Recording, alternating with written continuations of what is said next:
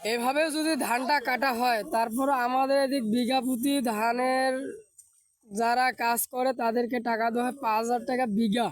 আচ্ছা, এখন 10,000। 10,000। আর আমরা 1 বিঘায় ধান যদি পাই সর্বোচ্চ বিঘা প্রতি 20,000 টাকার।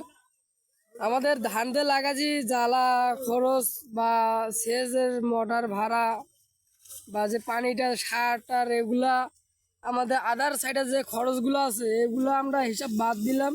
বর্তমানে যে এই কাটার দামটা, এটা দিতে আমাদের অর্ধেক ধান যাবে। এখন তলে যে গেল, এখন কি হবে?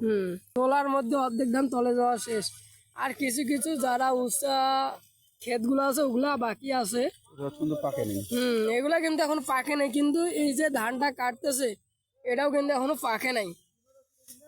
যে পরিমাণ আকাশের এখন বর্তমান বৃষ্টি হইতেছে, মনে হয় আর বেশিক্ষণ বা বেশি দিন 2-1 দিনের মধ্যে পুরা আমাদের এই দোলাটা ভর্তি হয়ে যাবে। এই দোলাটা কিন্তু আমাদের বাইরের পানি আসে, দোলাটা পুরোটাই ভরাট হয়ে যায়। মোট 8 থেকে 9টা দোলার পানি আসে। এই কারণে আমাদের এখানে পানি অতি তাড়াতাড়ি দোলা ডাঙ্গা যা আমাদের যে ব্লকগুলা এগুলো সব ভর্তি হয়ে যাবে।